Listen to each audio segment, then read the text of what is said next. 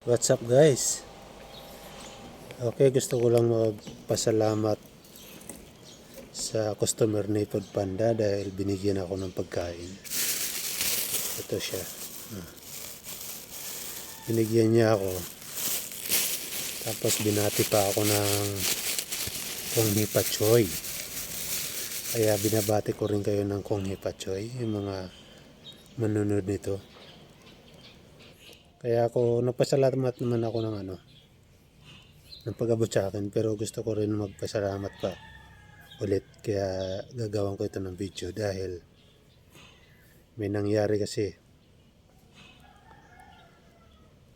Buti na lang nag-text ito si customer sa akin, nag-chat na huwag ko raw kalimutan yung free na Pepsi, 1.5 Pepsi. Tapos pagdating ko doon sa store, hindi ko na sasabihin kung ng store Tsaka hindi ko na rin sasabihin yung customer ang pangalan niya kasi hindi ako nakapagpaalam. Ngayon, pagdating ko doon sa store, sabi ko, yung free na Pepsi daw. Sabi ng walang free na Pepsi yan. Di sinabi ko rin sa customer, chinat ko na wala raw. Tapos nag-reply si customer na, hindi, nakalagay kasi dito may free na Pepsi, kaya pinabasa ko sa kanila yung chat. Mga ilang minuto, nagtatalo sila. Mga ilang minuto, binigay na sa akin. Ang point ko dito, paano pala kung hindi nag-chat yung customer? Diba? Paano kung hindi nag-chat yung customer na may Pepsi? Anong mangyayari doon? Kasi kukunin ko yung store, ihatid ko yung pagkain, walang Pepsi. Iniisip ng customer may Pepsi. Paano yun? Sa akin na naman ibibintang yun.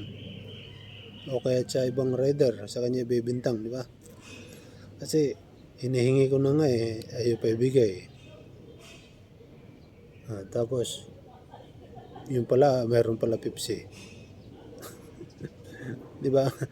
Ang gulo naman ng store na yun. Hindi ko nasasabihin kung anong store, pero ang lugar sa Eastwood. Doon ko yung pinick up. Doon ko ito pinick up.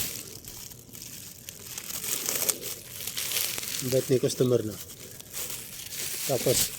Tapos kuninto ko sa customer yung nangyari. Tawa lang siya ng tawa. Siguro ang inisip ko kasi dito baka mamaya pang-akit lang yung Pepsi.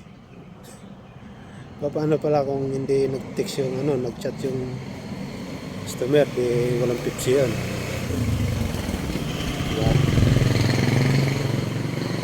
Yun lang naman, yun lang. Thank you sa customer. Alam nyo na kung sino ka. Sa Marikina yan. Santo Niño Marikina. Salamat sa food. Kung Hipa Choy.